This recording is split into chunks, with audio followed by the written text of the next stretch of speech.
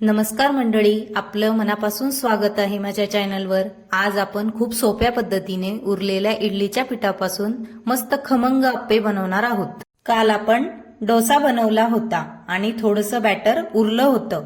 तेच बॅटर आज आपण छान टेस्टी अप्पे बनवण्यासाठी वापरणार आहोत। चला तर मग सुरुवात करूया। सर्वप्रथम किसलेले गाजर, कांदा, टोमॅटो आणि लाल तिखट, चवीनुसार मीठ, जिरे आणि बारीक चिरलेली कोथिंबीर टाकून घ्यायची आहे।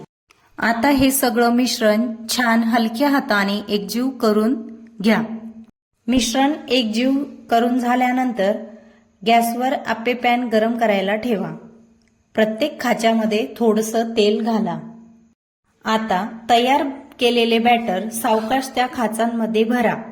सर्व खाचांमध्ये भरून झाल्यानंतर त्यावरती झाकण ठेवा। आता मध्यम आचेवर 5 मिनिटं होऊ द्या। एका बाजूने छान सोनेरी रंग आला की हलक्या हाताने अप्पे पलटवा। दुसरी बाजूही छान खमंग होऊ द्या। आणि झाले आपले गरमागरम मऊ आणि खमंग अप्पे तयार। हे अप्पे तुम्ही नारळाच्या चटणी सोबत किंवा सॉस बरोबर खाऊ शकता। नक्की करून बघा आणि तुम्हाला कसे वाटले कमेंटमध्ये नक्की सांगा। जर तुम्हाला अशा सोप्या आणि घरगुती रेसिपी आवडत असतील तर चॅनलला सबस्क्राईब करा आणि व्हिडिओला एक लाईक नक्की द्या। थँक्यू।